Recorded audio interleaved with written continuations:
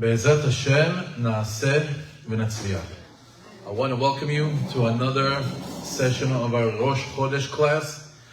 This month's class is Rosh Chodesh Tevet, and the name of the class is Od Yoter Or, more light. Hopefully, Be'ezrat Hashem, Emir Hashem, by the end of this class, we'll have a much clearer understanding of the title. Before we get started with tonight's class, I'd like to give an honorable mention to tonight's sponsors. Tonight's sponsors took the opportunity to tap into a segula, something that we have available to us tonight. Rosh Chodesh Tevet, the Ben Ish Chai, in Parashat Vayeshev brings that it's an auspicious thing to give charity on Rosh Chodesh Tevet to Rabbi Meir Baal HaNes. And it promises over there to, first of all, honor the tzaddik, and Rabbi Meir Baal HaNes, and his name says it all. Rabbi Meir, he is the master of the miracles. Be'ezrat Hashem, that we merit to open miracles by way of nature, revealed miracles by way of nature, the zchut of the tzaddik. Also, tonight happens to be the Yoter of Avraham Avinu, so Be'ezrat Hashem, this class will be today Ilui Nishmat Rabbi Meir Baal HaNes, Avraham Avinu, as well as Yehudit Ben Shabbat, that is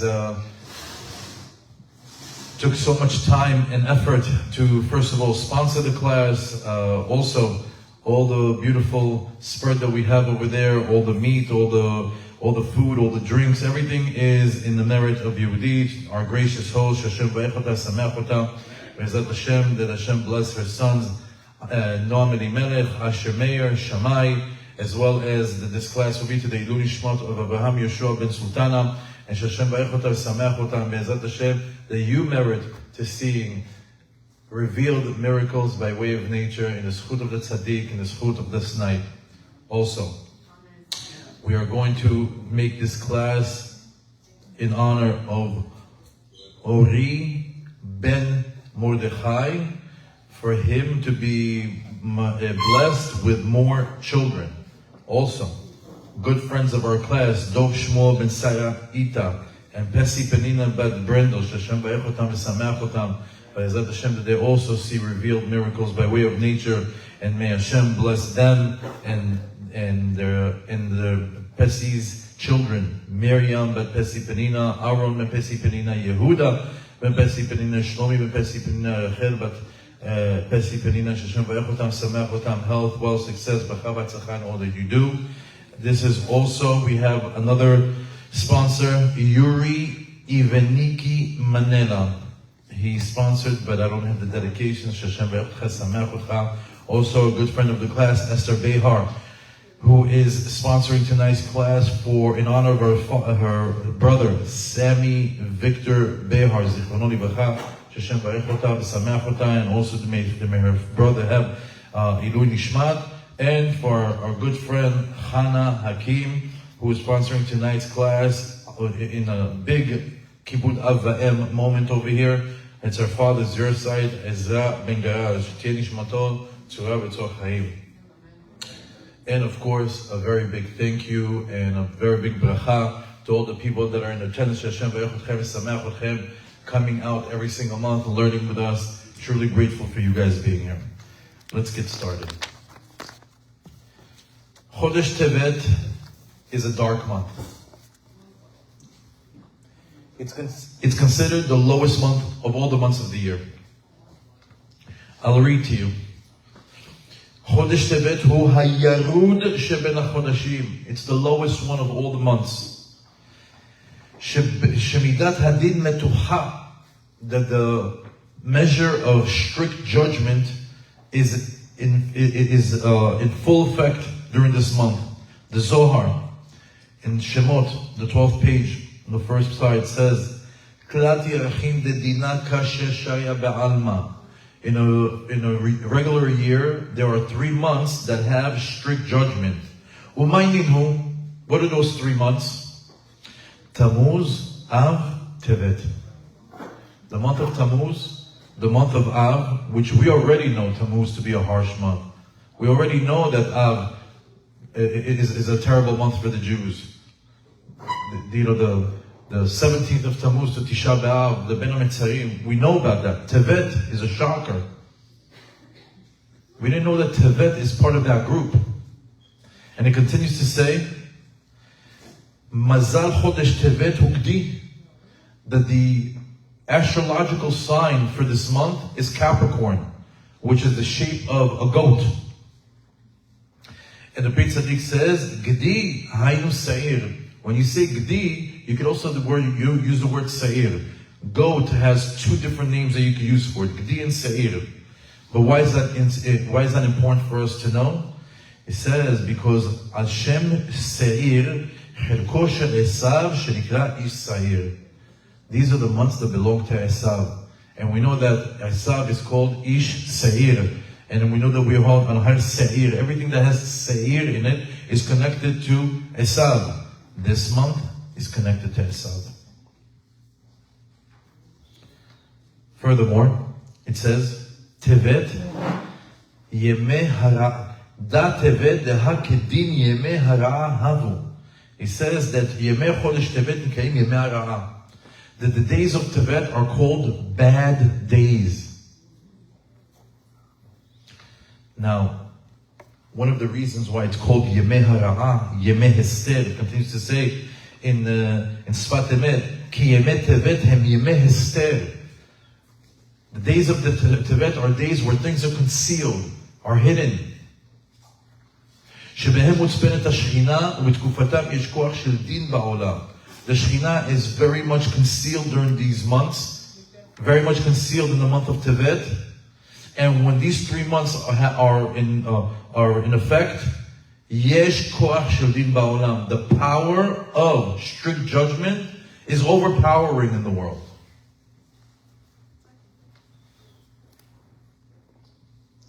Let's do a little bit of history.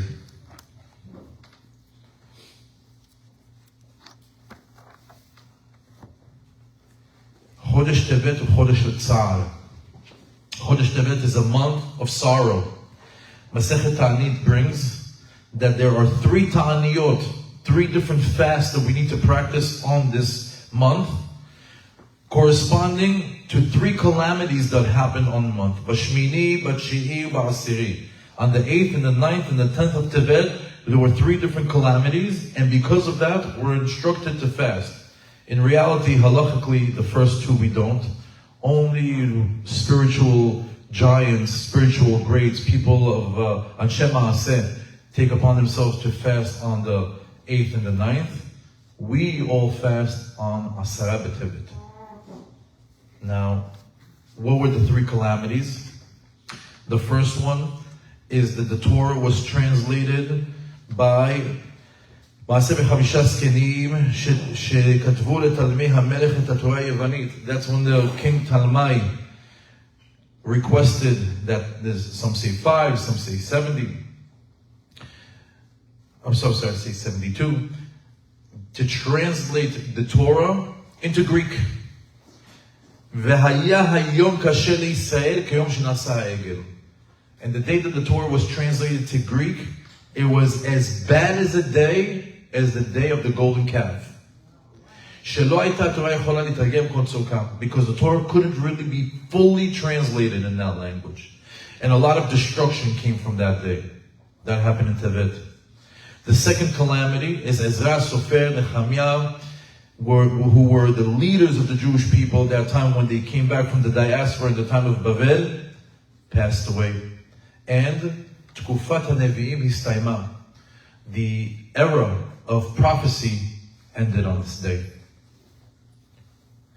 The third calamity was when Nebuchadnezzar, the king of Bavel, created a siege around Jerusalem that lasted for 3.5 years. And after 3.5 years, it was breached on the famous day of Shiva Asar B'Tammuz, on the 17th of Tammuz. So we see that the month of Tevet is a month that's filled with calamities. And just like positive spiritual prime times loop around, and we try to take advantage and by getting plugged in, similarly, negative spiritual prime times loop around, And we need to know how to navigate the month and manage it. Or how to navigate the month and reverse it. Because the negative spiritual energies embedded within the month, we have to know how to make them work to our advantage. Just because these months belong to Esav doesn't mean we crawl under a rock and we hide. There's work to do, and there's ways to do it. One way to do it is by getting this lesson under our belt. This is good to know. We live in a world of polar opposites. There's finite and there's infinite. There's positive and there's negative. There's hot and there's cold. There's wet, there's dry. There's happy, there's sad. There's joy, there's pain. There's light, there's dark. The entire world works off of polar opposites, and each one defines the other, and each one negates the other. Meaning you can't understand what hot is if you don't have a complete polar opposite as a reference in cold. You can't fully understand what being happy is if you don't have a complete polar opposite of sorrow. You can't appreciate day without knowing what night is. You can't appreciate light without understanding what dark is. In a month filled with darkness, what is the polar opposite? Light. In a month filled with darkness, how do you win that month? The polar opposite. Light. What is light? If you ever wanted to know the essence to something, anything in our universe, you look for the first place that it's mentioned in the Torah. Every time you go to the first time that thing, word is mentioned in the Torah, that's its essence. So when I think about the word light, or in Hebrew, or, where's the first time that light is mentioned in the Torah?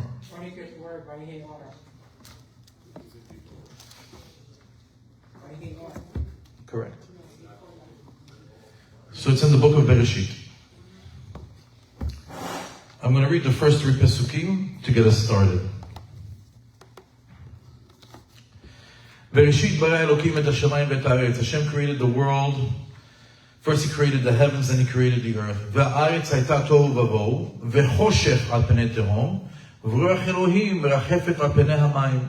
And then it says that when the earth was astonishingly empty, with darkness upon the surface of the deep, and the divine presence hovered over the surface of the waters. Vayomer Elokim yehi or vahi or. And God said, let there be light, and there was light. Va'ya Elohim et ha'or ki tov. And God saw that the light is good. So there it is. That's the first time that it's mentioned in the Torah, is during the 6 days of creation, on day 1. Now, what's interesting, if you notice, is that before light, what was mentioned? Darkness. As it says. Va'aretz hayta tohu vavohu, v'choshech al penei tehom. Choshech. First it says darkness, choshech, and later on it mentions it. So Bereshit Rabbah brings us an interesting insight. Rabbi Shimon ben Lakish patar kriya v'gaviyot. He took this pasuk, and he says, I can connect the words in this pasuk to the 4 different exiles that the Jewish people are going to experience. I'll save you the long lesson. I'll go to the one that pertains to us.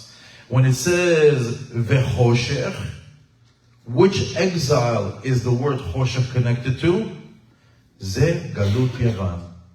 The word Choshech in the second pasuk in Bereshit is connected to Yavan. And why is Yavan connected to darkness? It darkened, it dimmed, it closed the eyes of the Jewish people with the harsh decrees that it inflicted on them. So that's interesting, because when I go to darkness, Midrash Rabbah wants me to think about Yavan. How ironic. I'm already thinking about Yavan. It's Hanukkah. Let's keep going. Something even more interesting. A more interesting connection between the word Or and the letter Tet. It says, Ha'ot HaRishona shel Hashem Tevet hi Or Tet. The month that we're in, the month of Tevet, the first letter Tet in that in the word Tevet shows up for the first time in the word Tov. Meaning, if you want to do like an interesting statistic, a fun fact, when is the first time that the letter Tet shows up in the Torah? It's in the word Tov. Furthermore, Vayar Elokim et ha'or ki tov, and when it says in the fourth pasuk that God saw that the light is good, Mikan lamdu chachamim sha'or meyatzeg et hatov. From here, our sages learn that whenever you see the word Or, it represents good. Light is good. Or represents goodness. As our good friend Yosef mentioned over here, Or also happens to be the 25th word in Bereshit. Why is that important? Well, Chazal tell us it's connected to the 25th day of Kislev.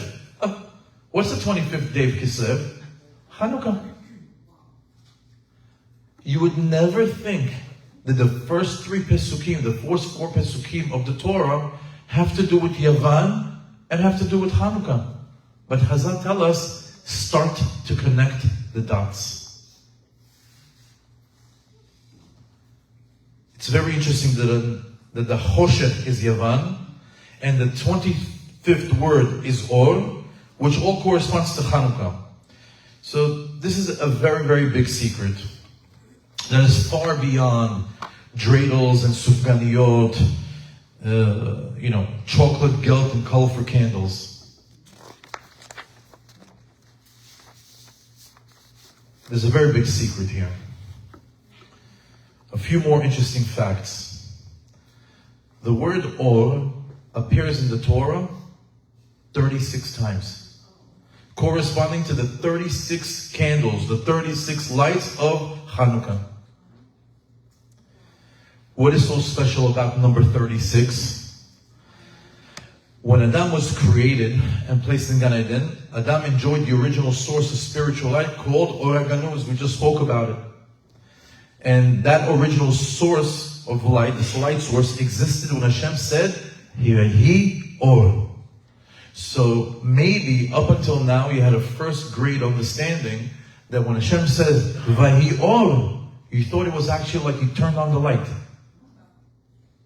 But in reality, it's a spiritual light that's called Or HaGanuz.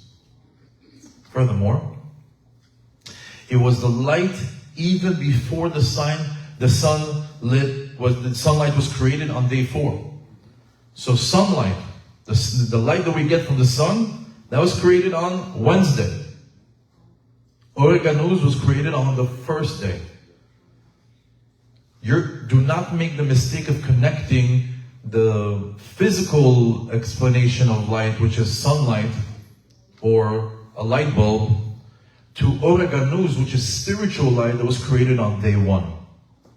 Furthermore, Adam HaRishon was able to enjoy and bask in this original spiritual light for 36 hours before he got banished from Gan Eden. So when Adam HaRishon got created on Friday, he was able to enjoy that light for 36 hours. As a matter of fact, once he was outside of Gan Eden, what does that make it? It makes it Saturday night. He had the whole Friday, he had the whole Shabbat day, and then all of a sudden, he sees darkness for the first time.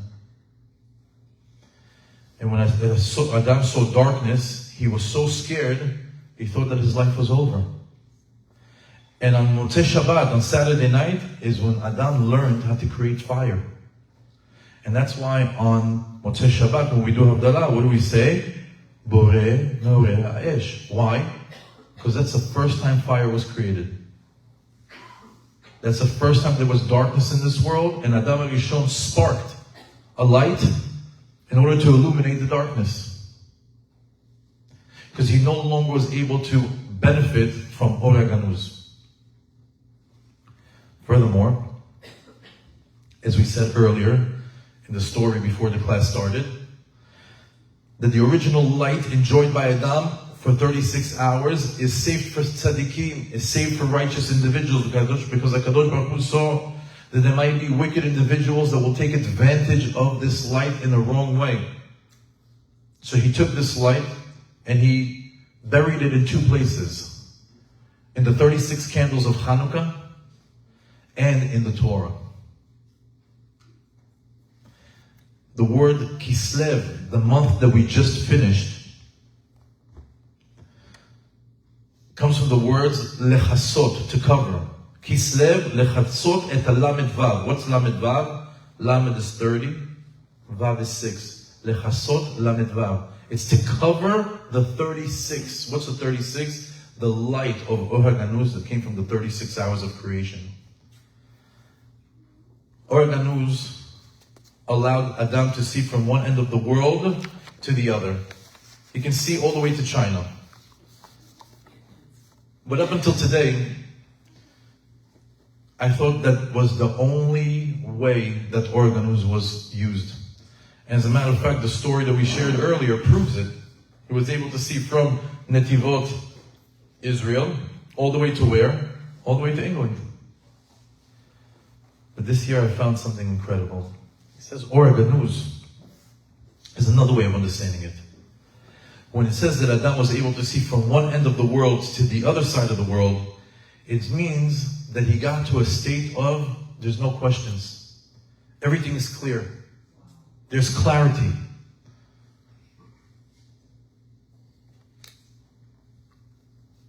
Another layer of understanding is when it tells us that the light of Or HaGanuz is buried in the Torah. Where is it? That was also too abstract for me. I open up the book and I'm looking for light. There's no light in the book. It doesn't turn on. And apparently you're supposed to learn and learn and learn and learn and learn, and eventually this light appears to you. I don't know. Does it turn on? Something turns on. What do you get to see something that somebody else doesn't get to see? What is this? But in reality, it's very simple. When a person immerses himself in the 36 tractates of the Gemara, which is the actual, the refining of the Torah, the oral Torah and the written Torah, all being brought together as one, Or HaGanuz is hidden in the Gemara. Why? For those who learn and study, they get the clarity. They get no questions, just clear thoughts, just clear answers. Why are they burying their heads in the Gemara all day long? For clarity. What did Adam experience with Or HaGanuz? Clarity. Everything is clear, no questions. So what is light? What is Or? Well, in the spiritual sense, it's Shefa. It's abundance. It's spiritual abundance. It's clarity in your spirituality. It's success in your spiritual performance. That's what Or is. So whenever you see that they're telling you, oh, well, you're shining, or as the Or, it's like a term that they use in Judaism. There's so much light here. No, there isn't. It's the clarity that you have of the religion, the clarity and the understanding that you have of God. That's the light. That's how you're able to see clear. Up until today, I was looking for an actual light, like a physical light, like a, lights on, lights off. But it's not that. Or means clarity. Just like if there's a room and you're in the dark and you start walking, what happens? You bump into things. Turn on the light, you see everything. You don't bump into things. There's clarity. Or means spiritual abundance. Clarity in your spirituality. It's your neshama illuminating.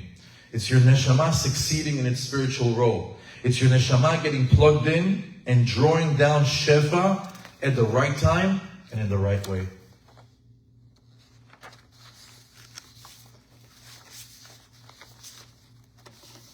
in the holiday of Hanukkah, Or Ganuz reveals itself. This clarity, the spiritual clarity reveals itself. As it says about Or Ganuz, Ki Tov, Shenema Alav Ki Tov. Now, the word Tov has a numerical value of 17. Do you know what is the 17th chapter in the Torah? It's Yitro. And you know what happened in Parashat Yitro? We received the Torah. As it says, Ki lekach tov natati lachem. I gave you something good. When? In Tov, in Parashat number 17, in Matan Torah. This light, where does this light come from? Where does this spiritual light come from? It comes from Oraita. The Aramaic word for Torah is Oraita. Oraita is another way of saying light. A book of instructions on how to get illuminated. That's the Torah. To get clarity. And why do we have this light at this time of the year? Why wasn't this given to us in Nisan? Why not in Shavuot? I can find maybe 3 or 4 different places in the year where it's a more appropriate place than Hanukkah. Why is it specifically in Hanukkah? So Chazal tell us, because in one of the darkest months of the year, which is Tevet, how do you negate it? How do you win the darkness? You have to light it up. And there's no better way to light it up than in the time of Hanukkah. Because pay attention, Kislev that we were in, there was nothing going on in Kislev except for Hanukkah at the end of the month.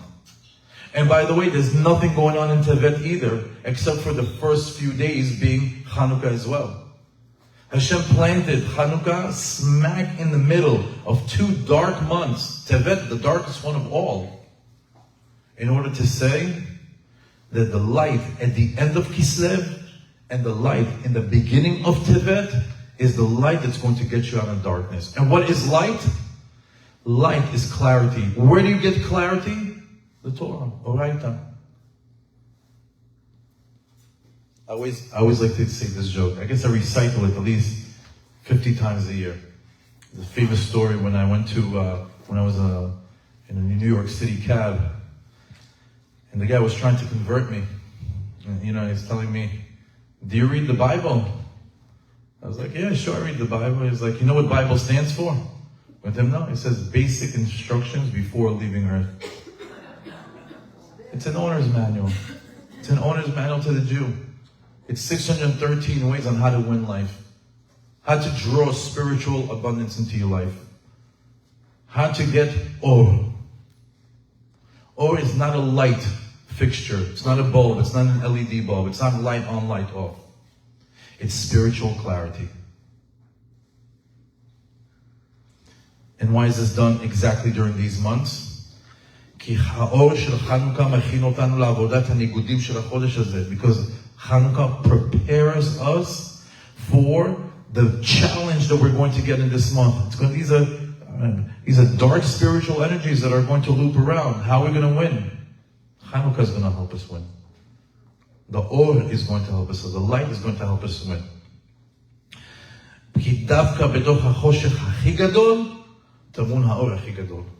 Because it's saying that specifically when it's the darkest time, that's when the most light can be revealed. Like we said before, you have to get this lesson under your belt. Polar opposites. That's how this world is. You got to have the hot and the cold, the day and the night, the dark and the light, Or and Choshech. And the more Choshech there is, the more the light gets revealed.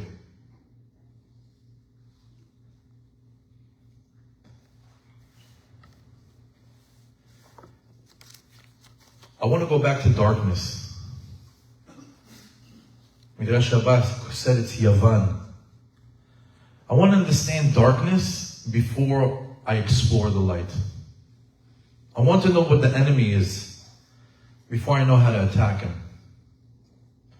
Who is Yavan? What is Yavan? What's the master key to defeating Yavan?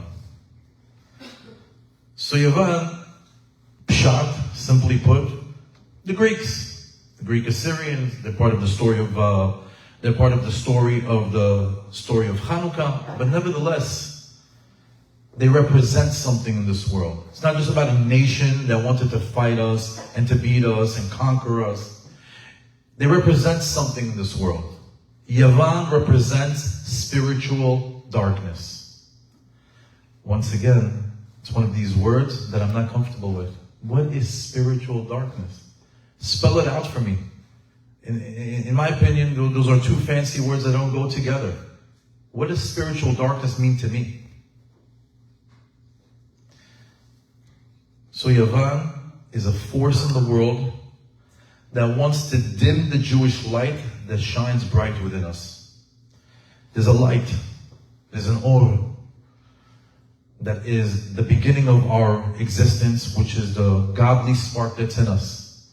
And that godly spark grows and grows and grows as you advance in your service of Hashem, learning Torah, performing Torah, living a Torah lifestyle.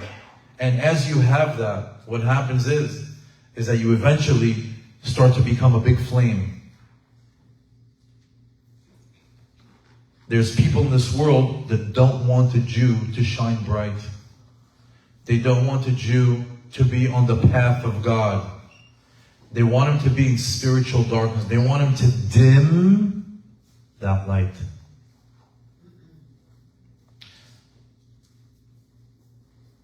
So before we define spiritual darkness, let's make this lesson interactive. How's your light going? How's your light? Are you shining bright? Are you dimming? How's your light? How's your spark doing? Is it like on low flame? Are you like fully ignited? Somewhere in between?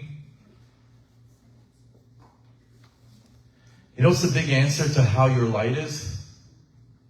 When you ask a Jew, how's your light? How's your spiritual light? How's your neshama doing? How is your light thriving?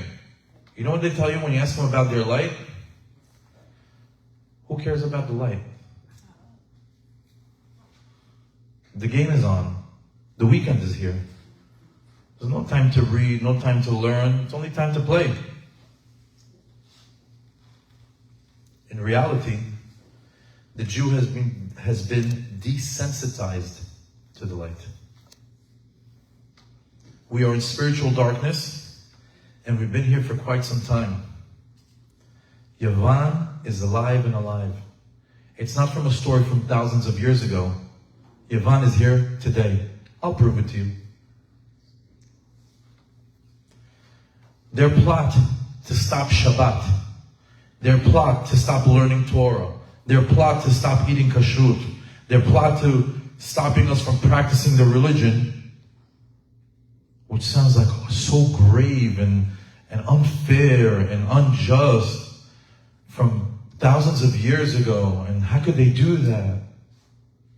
In today's world, it's been rebranded, it's been replaced with a basic line that we hear from any secular Jew. You coming to shul? I can't. The game is on. I'm having a few friends over to watch the game and barbecue. That's the exact same of no keeping Shabbat, no keeping kashrut, and dimming the Jewish light. It's identical. Anybody who is not practicing the religion and living a Goyish lifestyle, they're doing the exact same thing that Yavan. Yavan is chosher. They want to dim the Jewish light. Sitting on the couch on Shabbat, eating non-kosher food, watching the game, instead of going to shul, praying, keeping Shabbat, learning Torah, that's the same effect. Both neshamot are being dimmed. What's the difference? One, 2,000 years ago, they forced us. Now, we're opting in. They don't have to force us. We choose to do it.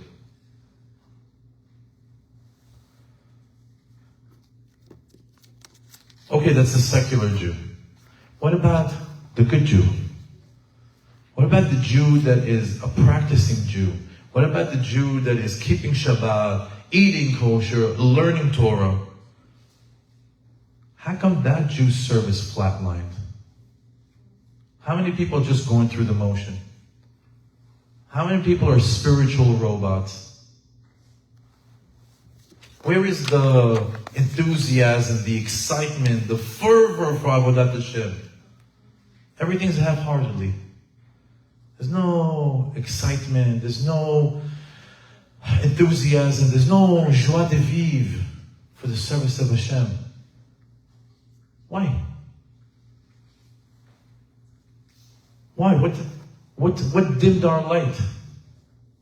You know what? I'm going to actually strengthen this point with a point.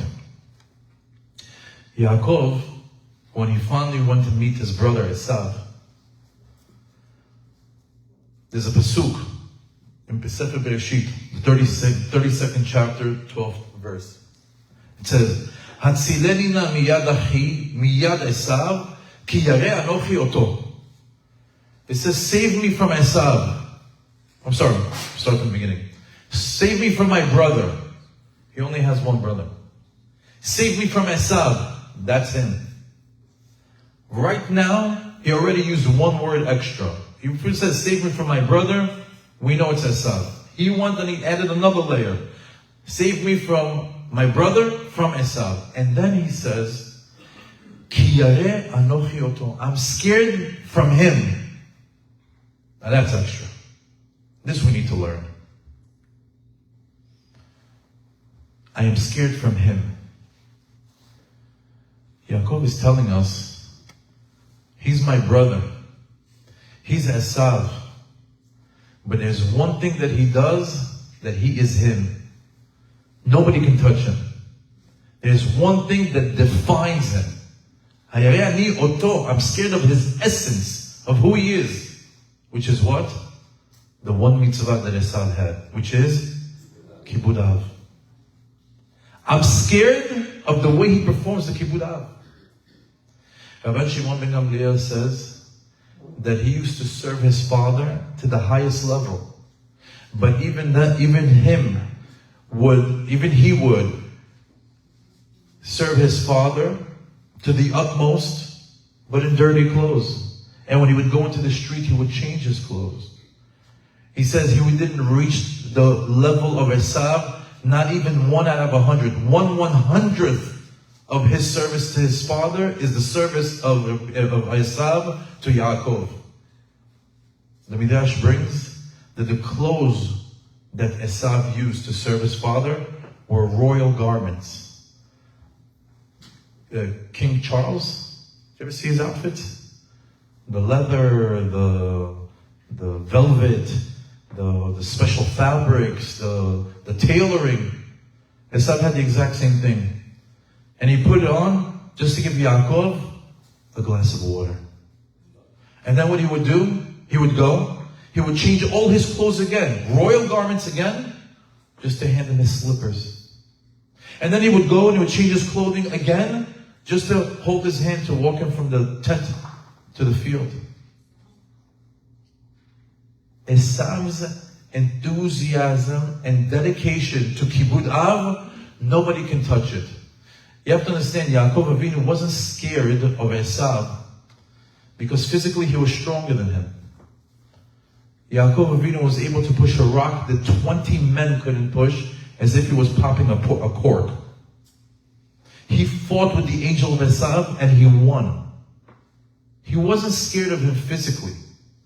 He was scared of his Yaakov Avinu, which the Zohar calls Bechir Avot, the choicest of all the patriarchs, was scared of an Esav with one mitzvah, a Kibud Av, to the highest level.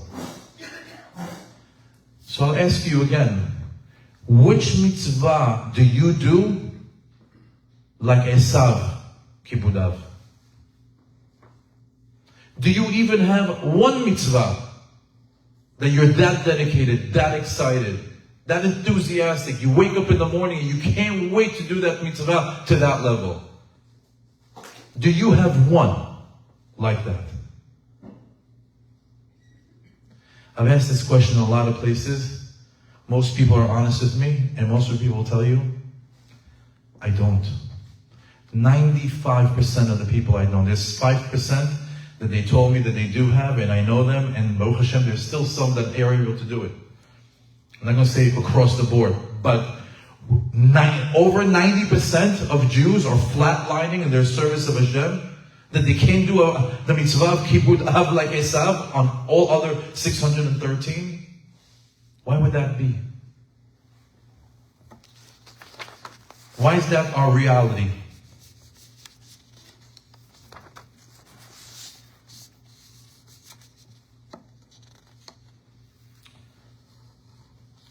The answer is spiritual darkness.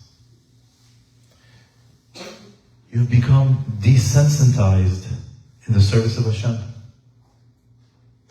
You've become comfortably numb in Miami, in LA, in New York.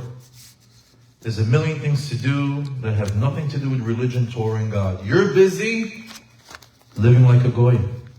You're busy watching them live their life on your phone. The Samech Man has us so busy checking our texts, emails, social media, internet, TV, news, and just when you finish the first round of cleanup of everything that you have to check up, ding! Next message, next loop. And God forbid that you might have missed something on social media since 5 minutes ago. Let's go back. Maybe something happened and I didn't know. They got algorithms that have us addicted to the phone.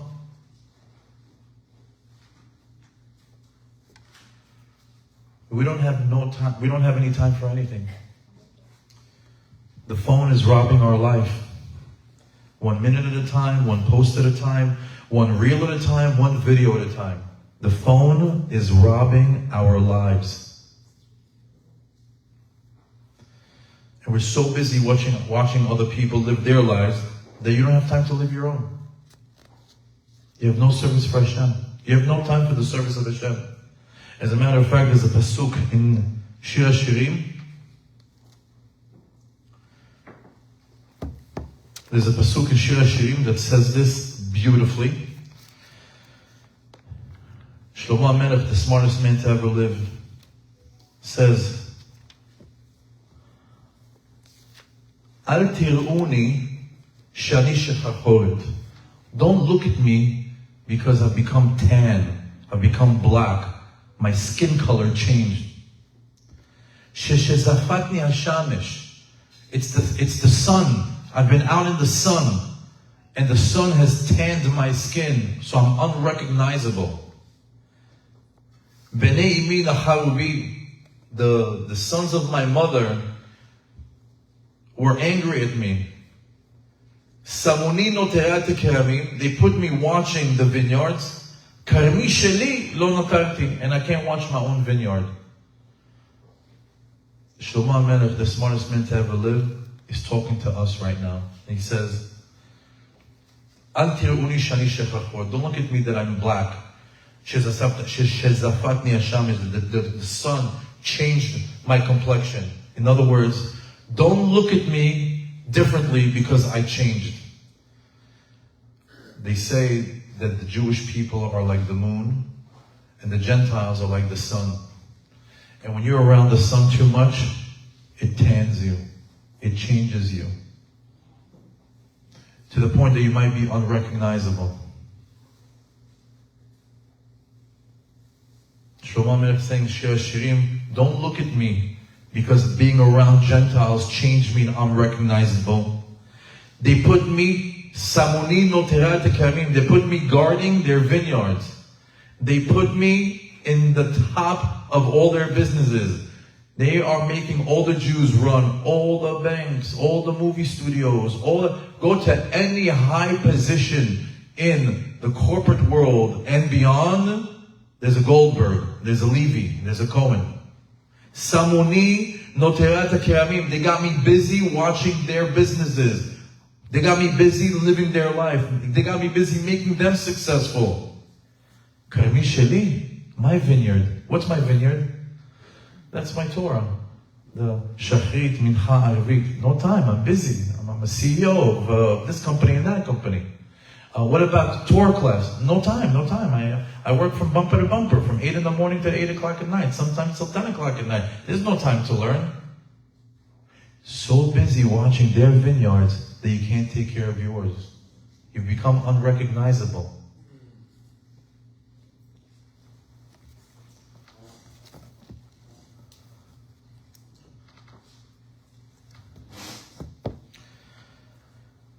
We become so busy watching other, Shlomo Melech is maybe talking about some business professionals, people that know how to run companies. But what about the regular Joe? What about us? I'm not running IBM. I'm not running Microsoft. I'm a regular guy. What happens with a regular guy? Well, they also got us busy. Busy what? Watching other people live their lives. Social media. Samech Mem, social media. Come pray, I'm tired.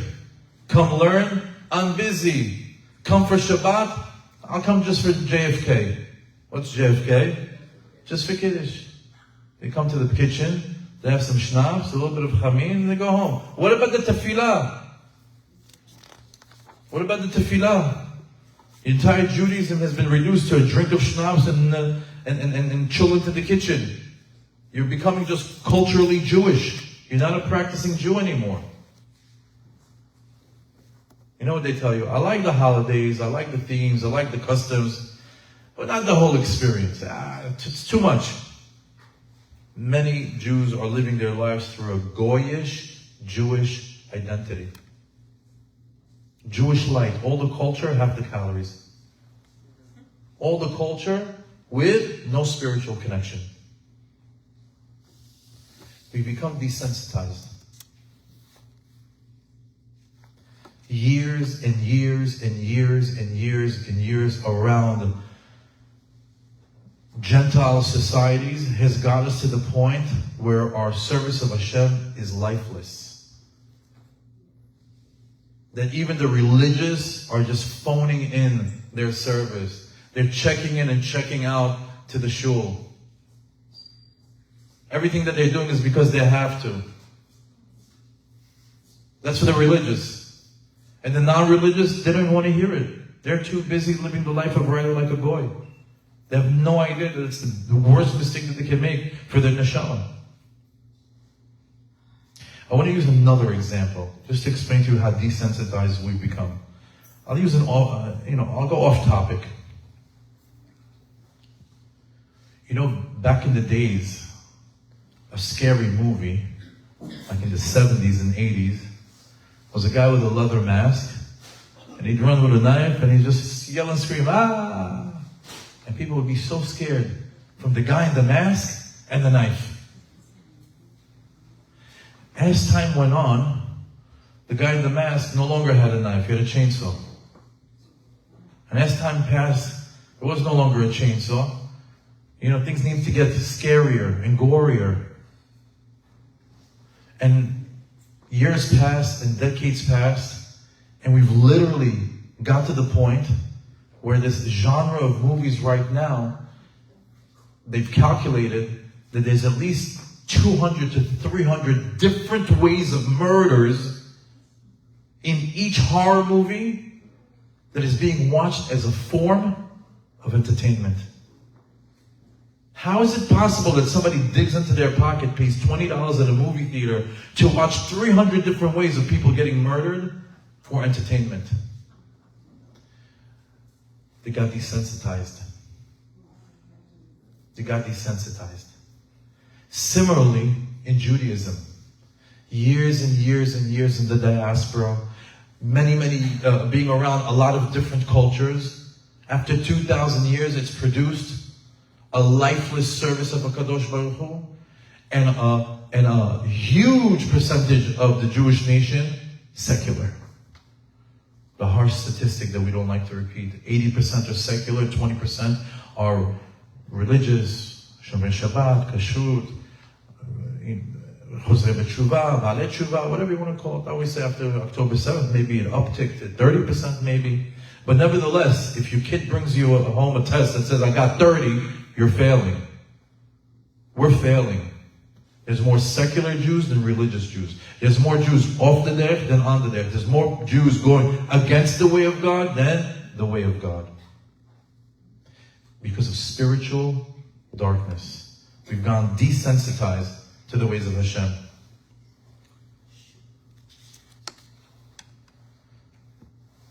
The Yavan from the story of Hanukkah is a harsh Yavan. It's actually an army, a dictator, a king that is coming and decreeing all these different laws and forcing the Jews into spiritual darkness. 2,000 years later, we're opting in. We do it ourselves. We choose the spiritual darkness.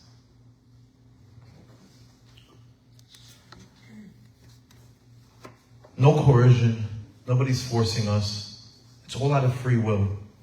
Masechet Shabbat on the 105th page on the second side says, it gives an insight to the method of how you fall for the evil inclination's ploy. How you fall into spiritual darkness. It says,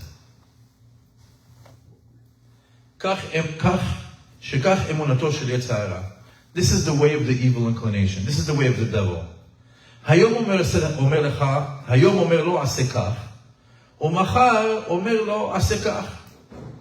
He says every day he convinces him to do one small thing.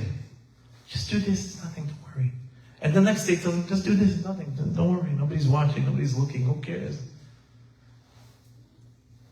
That eventually this little thing here, little thing there, little thing here, little thing there, little thing here, and little thing there, eventually leads him to a point where he tells him, Avod avodah zarah, bow down to the Getchka, worship an idol, be an idol worshiper.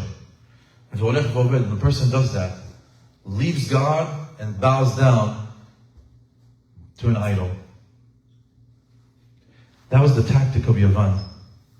Rabbi Pinchas Friedman from Shvirat Pinchas, he was brought here by, was also brought by Rabbi Mansour in his book on Hanukkah, says could be seen also in the word Yavan.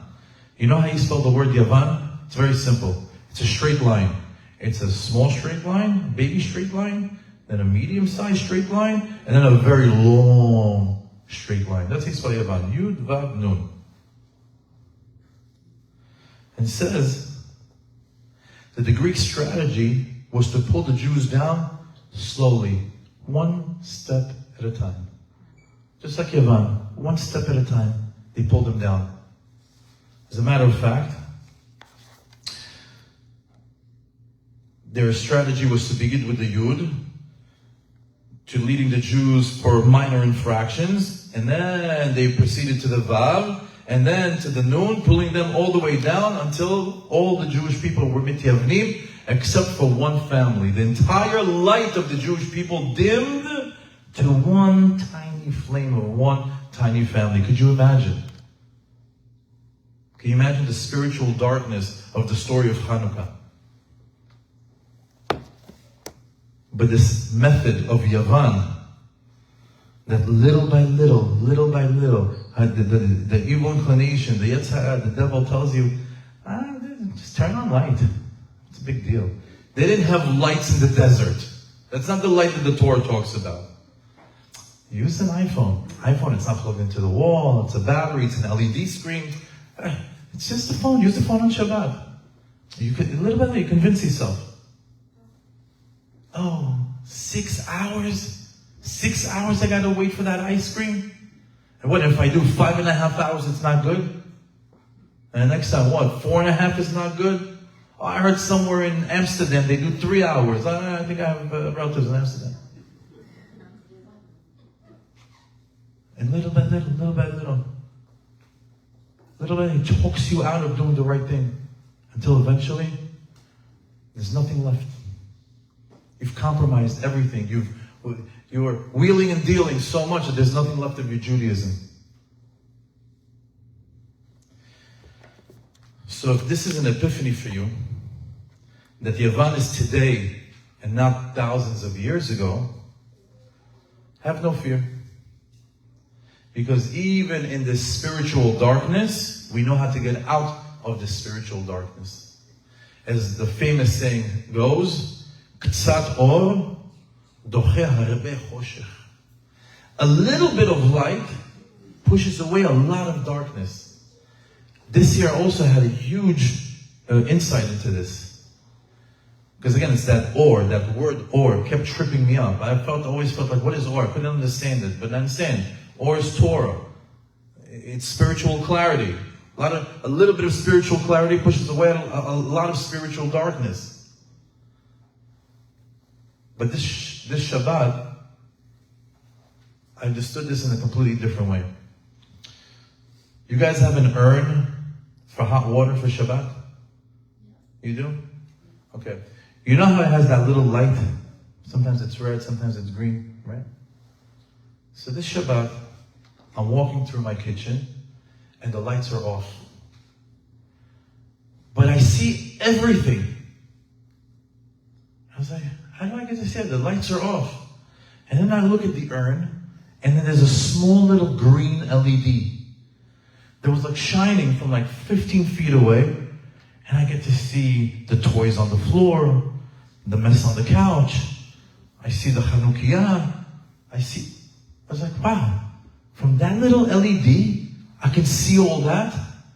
And then I went, Ktsat or doche harbe choshech. A little bit of light, you have no idea how much power it has to push away a lot of darkness. And we'll even use the same method as Yavan. What did Yavan say? First the Yud, then the Vav, then the Nun. A little bit at a time, before they draw you all the way in. We're going to use that and reverse it. Uno reverse. You guys play that game? We do the whole thing right back at them. How? Name me one mitzvah that every Jew does besimcha. Like the Chanukiah. If I asked this question 3 months from now, it'd be crickets. Nobody would have that answer. But because I asked it in Chanukah, you have a hint. Yeah, it's a Chanukah class. Obviously, we're going to talk about Chanukah. But think about it. Chanukah is or lighting the Chanukiah is the only mitzvah that if you pay attention, religious, secular, orthodox, conservative, connected, disconnected, for some reason, everybody's happy to light a Chanukiah. Maybe it's the sufganiyot, maybe it's the chocolate gelt, maybe it's the dreidel. I don't know what it is, but everybody's on board. Everybody likes Hanukkah. And by the way, I thought everybody liked Purim. Not everybody gets dressed up for Purim. Not everybody participates in Purim. A lot of people pass on Purim in the secular world. But nobody passes on Hanukkah. It's the only mitzvah that everybody does besimcha. So, there it is, with the joy. So there it is. We were asking, name me one mitzvah that you can do like Esav. Here it is. Like the Chanukiah. It's so easy to do that one, besimcha. It's so easy. It's enjoyable. It's easy. You take the candle, you light, you sing, you have a heartfelt prayer in front of the candles, you walk away and it's done. You can still get into your car, you can still drive, you can still do everyday things and the 36 and Oreganus is available to you at the same time. Incredible. It's so easy to get tapped into Hanukkah. But now that we've discovered that there's one mitzvah that we can, it's easy to make it, it's easy to perform it the right way, what do you do from here? So there's two options. If you're completely disconnected, what do? Find one more. Find one more mitzvah that you can do besimcha. Make it an easy one. bless on water. Shakol niya bidvaro. Commit to 5 minutes of social media, kosher reels. Right? They have, go to a rabbi, they have the shorts, go into his library and watch 5 minutes, meaning take your phone and do something good with it now. Watch 5 minutes of Torah on your phone. And if you like it so much, add another 5 minutes. Or maybe you find another good speaker that you like, add another 5 minutes. Do something that you enjoy. Say, sit down, make yourself a cup of coffee and say, you know what? I can't wait for the next 5 minutes. I know it's going to be good. He tells good stories. He's going to get me excited about Shabbat. He's going to get me excited about, I'm sorry, ladies in the room. She's going to get me excited. The Rebbe is going to talk about lighting candles or maybe something that that's connected to womanhood. Find somebody that excites you, motivates you, gets you enthusiastic about Avodat Hashem. You already know how to do it in Hanukkah. Just copy paste to one more. And once you're able to find out one more, keep doing it until you feel that you can do another one. And slow and steady wins the race. Yud, Vav, Nun, right? Small one, and a little one, and a little one. And before you know it, you're deep inside Judaism, enjoying life, enjoying your true identity, your true Jewish identity, one good mitzvah at a time. If you're already connected, if you're already at Tzaddik, and you already are doing everything that you need to, and Hanukkah is something that just gave you another boost. You know what? Yes, Hanukkah. I love it. The singing, the oreganus, the candles, the Hanukkah. I'm doing it with gusto. I'm doing it with fervor. Yes. What's my next one? You know what? I already love Shabbat. You should see my Shabbat. You should see my Shabbat. Oh, you know what? Tehillim, you should see how I read my Tehillim. I sing my Tehillim.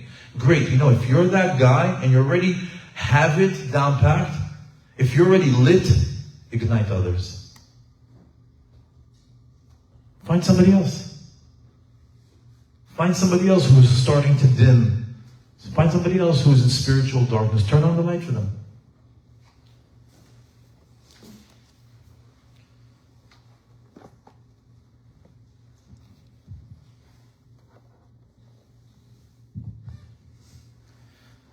I want to read the Rebbe Nachman for you.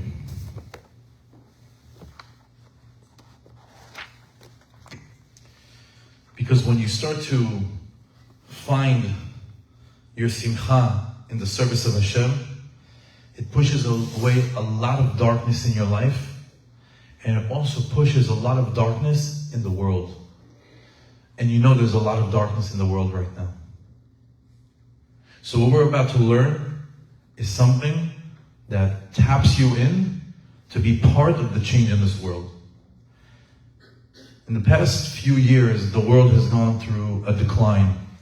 In the past few years, the world has gone through a downward slip in morals, values, whether it's from the people that are in power, whether it's the people that have the control of the media, whether it's the people that are in charge of the educational facilities across the world. There's a big negative push in the world to the dark side.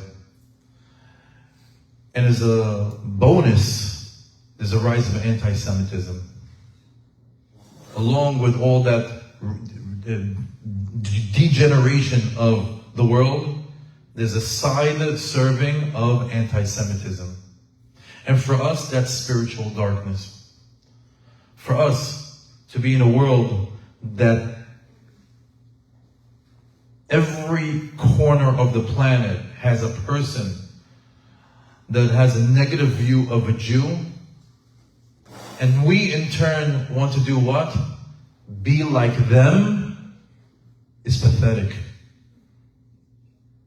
It's unbelievable that we want to emulate the West. We want to emulate the movie stars and the music and the music stars or the financial giants. So many of us want to be anything but a true Jew, but rather a carbon copy of a Gentile. That's spiritual darkness. And when this anti-Semitism flares up around the world, that's just Hashem telling us, wake up. They don't like you when you're like them. They like you when you are a light unto the nation. They like you when you're a Jew being a Jew. That's when they like you. When you're a Jew being a Gentile, they can't stand that. We've done many classes on how we got there. I'm going to go there tonight.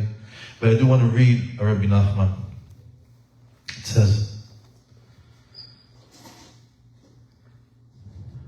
this is from Likutei Moharan. עיקר המחלוקות והמריבות נוצרות.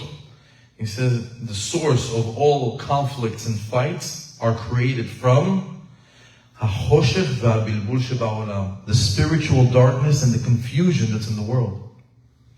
כשיש אור בעולם, מיד צר כל הבלבול. He said, when there's a lot of light in the world, what is light? Spiritual clarity. A Jew living his life, knowing exactly what his essence, what his purpose is. כשיש אור בעולם, when there is light in the world, מיד צר כל הבלבול. Right away, all the confusion gets set aside. ומתבטלות כל המריבות והמחלוקות, and there's no longer wars, conflicts. ומתרבה השלום בעולם, and the peace increases in this world. Let me decipher this Rabbi Nachman for you. When there is or ba'olam, when there is light in this world, when there's Jews that have spiritual clarity and live life through their Jewish essence, the world becomes a different place. A different place. There's no confusion, there's no wars, there's no conflicts. They dissipate. The more Jews go in the way of Hashem, all the wars and the conflicts dissipate, they disappear. ומתרבה השלום בעולם, and as a direct result of a Jew increasing light in the world experiences shalom, peace, world peace.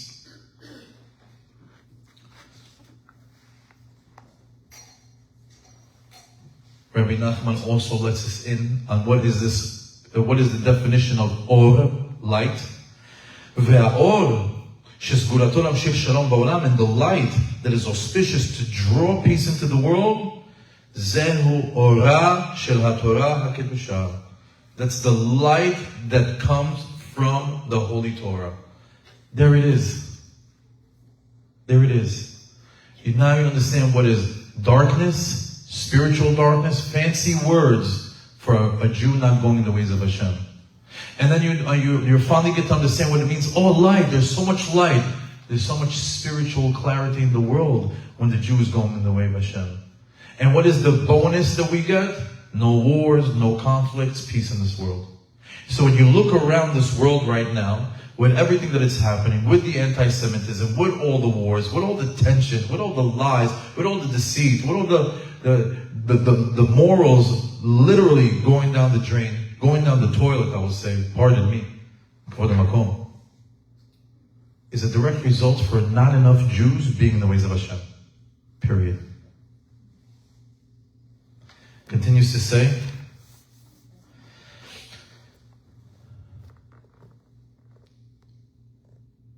the light of Hanukkah. What is it? Is it really about the candles? Is it really about the candles? So we light up the Chanukiah and more Jewish homes have a candelabra in the window. So we're illuminating the world. I passed by a house yesterday, a mansion that was dripped in LEDs. The whole house was like filled with the Christmas lights. I'm originally a New Yorker. Let me tell you something.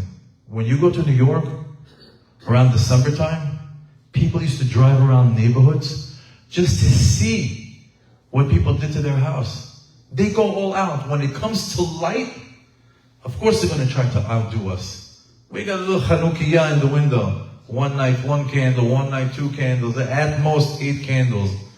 They got 32,864 LEDs on their cars. You can't beat that. You can't beat 100,000 LEDs on a guy's home. They got more light. So So it's not that the Chanukiah in our window is what's going to illuminate the world. Yes, it's a sign, it's symbolic, and there's power in the candles. We're not going to discount that. But the real message here is the internal light that needs to get increased. The Torah that needs to get increased always comes down, bottom line, to the Torah. Knowing the Torah, learning the Torah, living out the Torah, that's where you begin to illuminate. And that's where the world changes. Continues to say, the whole focus of the Greeks was to make the Jewish people forget the Torah lifestyle.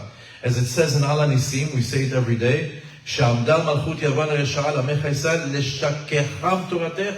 they wanted us to forget the Torah.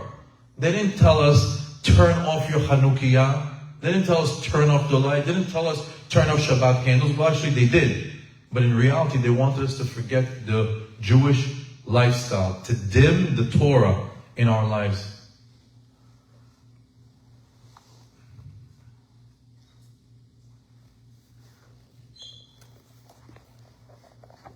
So when it comes to Hanukkah, what's our job?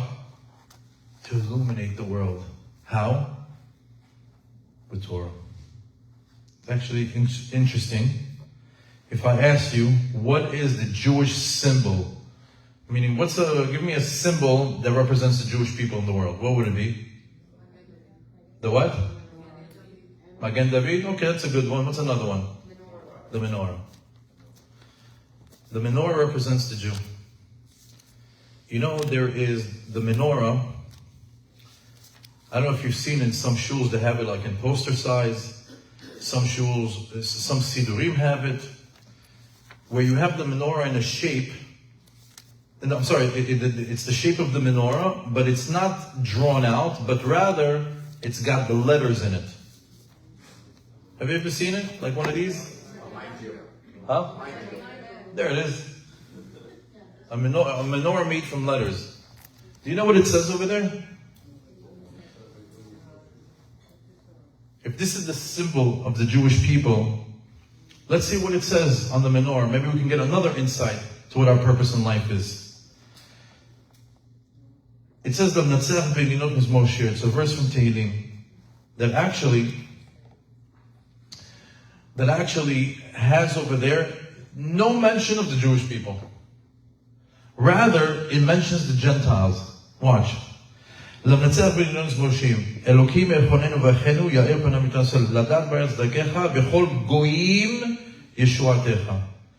יודוך עמים, אלוקים יודוך עמים כולם.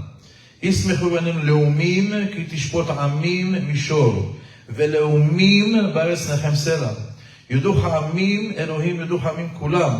ארץ נתנה יבולה, ואחינו אלוקים אלוקינו, ואחינו אלוקים ויראו אותו כל אפסי הארץ. 9 times of mentions of other nations, 0 mention of Jews. Why? Because the purpose of a Jew is to be a light onto the nations. We are a light onto the nations. We are the menorah. And we illuminate for who? For the leumim, for the amim, for the afsei haaretz. That's our job. Our job is to illuminate, be a light onto the nations. What do you mean be a light? There it is again. What? LED suit, I walk around with like sneakers that light up? No. Put Torah inside of you and see how you behave. Put Torah inside of you and see how you think.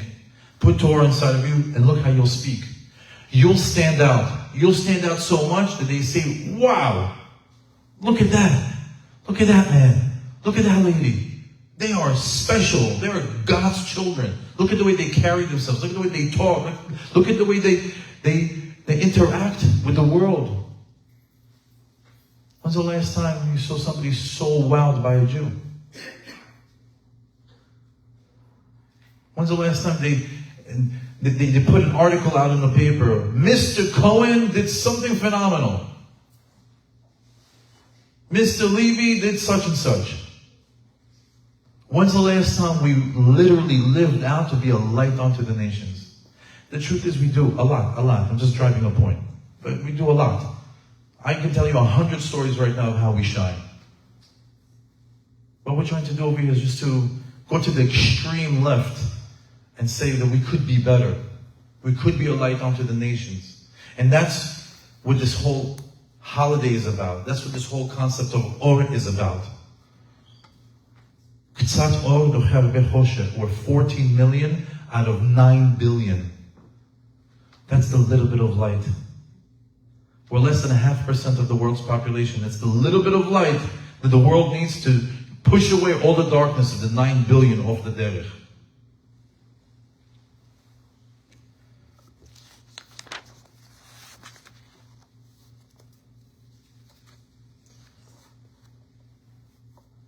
There's a famous song now, which is Shem Yitbarach Tamid Ohev Oti Tamid Oti Sheli Rak Tov. I'm about to remix it. Instead of Od Yoter Tov, Od Yoter Or Ve'od Yoter Or, Od Yoter Or Ve'od Yoter Or. I'm sure I'll get at least 1,000 views. Od Yoter Or. More light. We need more light. We need more Jews going in the ways of Hashem, and that will push a lot of the darkness. And you know what's interesting? It doesn't have to be a movement. It doesn't have to be a war. It doesn't have to be something that's formal. It's as easy as you blessing out food tomorrow. It's as easy as you giving charity tomorrow. It's as easy as you just taking one small mitzvah and doing it with love, with joy, with happiness. Practice on doing one thing right and then move on. Instead of failing 613 ways, do one thing right. And if you can do one thing right, do it for as long as you can till it becomes second nature, and then you're able to add one more thing. Od Yoter Or. More light.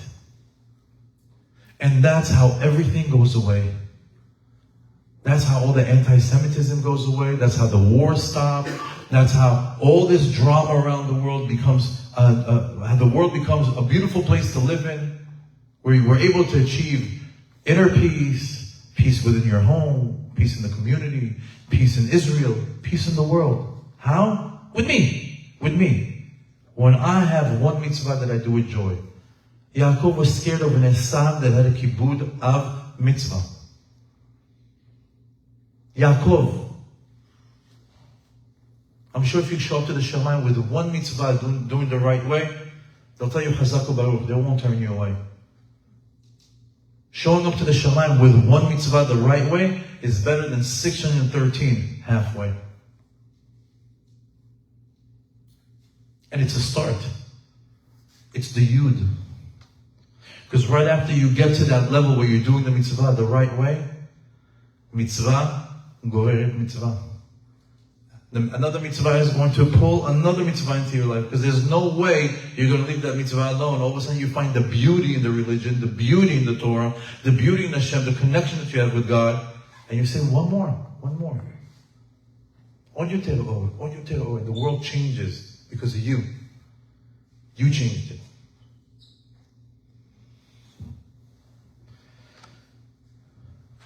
We have a mega spiritual prime time.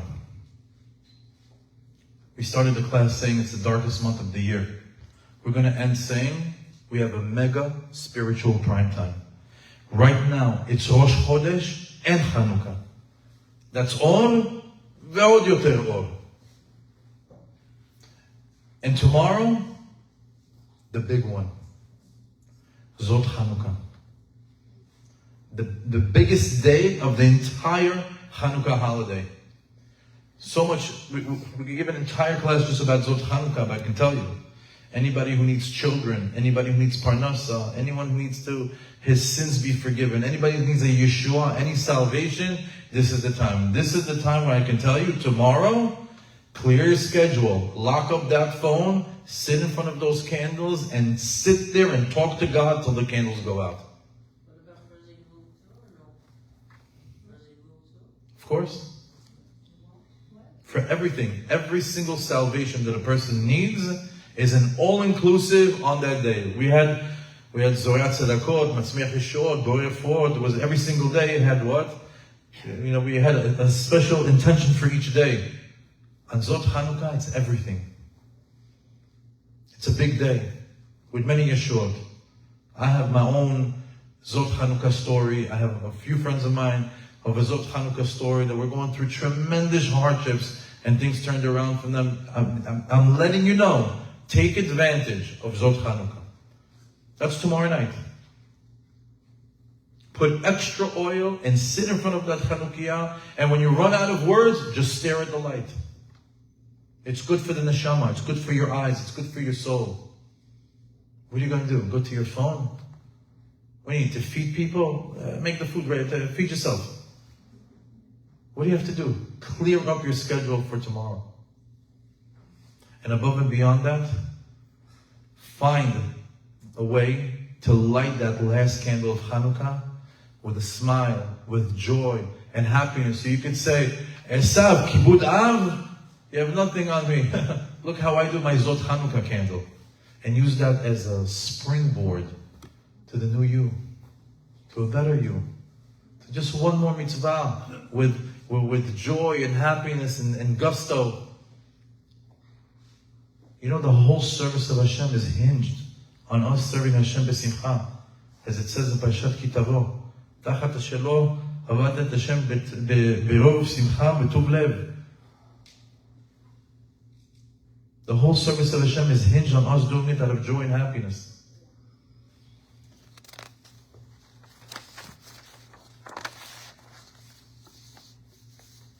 It's interesting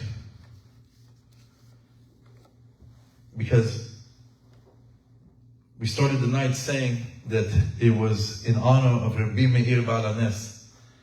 Isn't it ironic that Hanukkah and Rosh Chodesh Tevet has Rabbi Meir? You know what Meir means in Hebrew?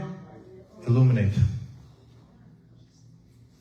The Rabbi Meir, his name is to illuminate. Our whole night was about Yoter Or.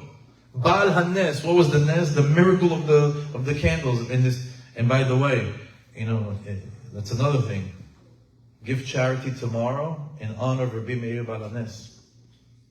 It's a big thing. A lot of people see Yeshua on his day.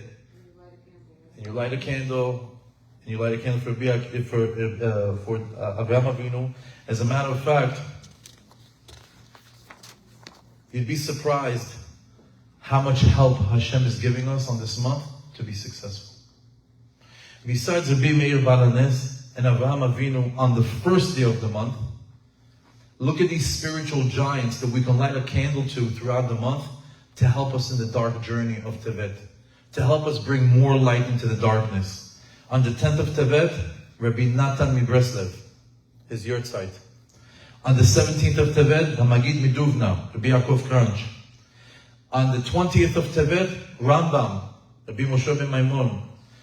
On the 20th of Tevet, Rabbi Yaakov Abu Hatzera, the beginning of the dynasty of the Abu Hatzera family, Rabbi Yaakov. On the 24th of Tevet, Baal HaTanya, Rabbi Shneur Zalman Miladi, Admor HaZaken. On the 24th of Tevet, Hashem Yishmael, Rabbi Shmuel Bornstein. Also on the 24th of Tevet, Michtav Me'Eliyahu, Rabbi Eliyahu Dessler.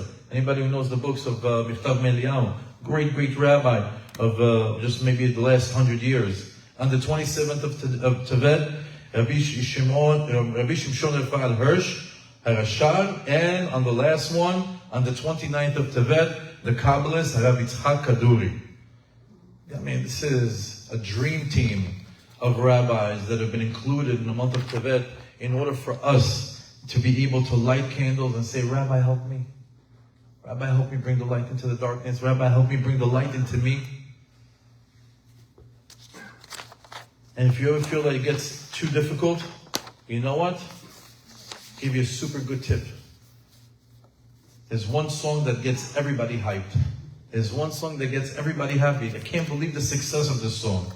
But now rebranded. Whenever you feel that you're in spiritual darkness, just stand up and say, Od Yoter, Or, Ve'od Yoter, Or, Od Yoter, Or, Ve'od Yoter, Or. We need more light in the world in order to push away the spiritual darkness of Yavan and the spiritual darkness on this planet, so we can merit to the building of Eretz HaKodesh, the Ir HaKodesh Yerushalayim, the third Bet HaMikdash, the coming of Mashiach, Bechesed V'Rachamim, and the Be'ezrat Hashem that we merit for it to happen. B'mehera b'Yameinu. Amen.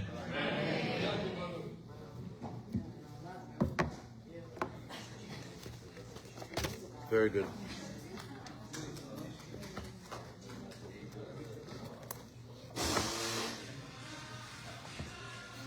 Here we go.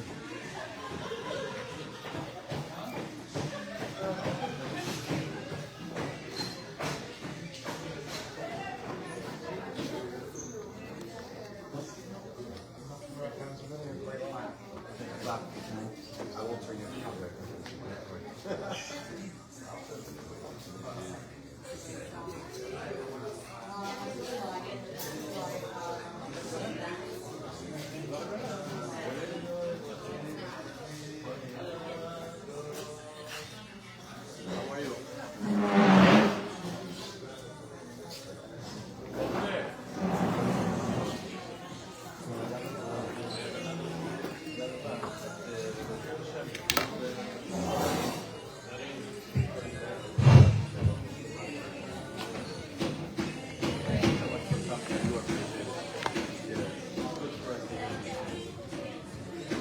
In a few minutes, maybe like 5 or 7 or 8 minutes, can say a few words.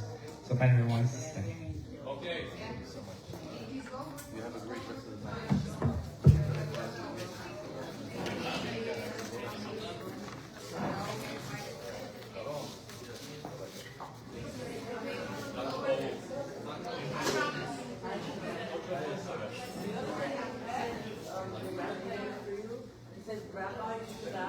I'm not the rabbi, they made a mistake.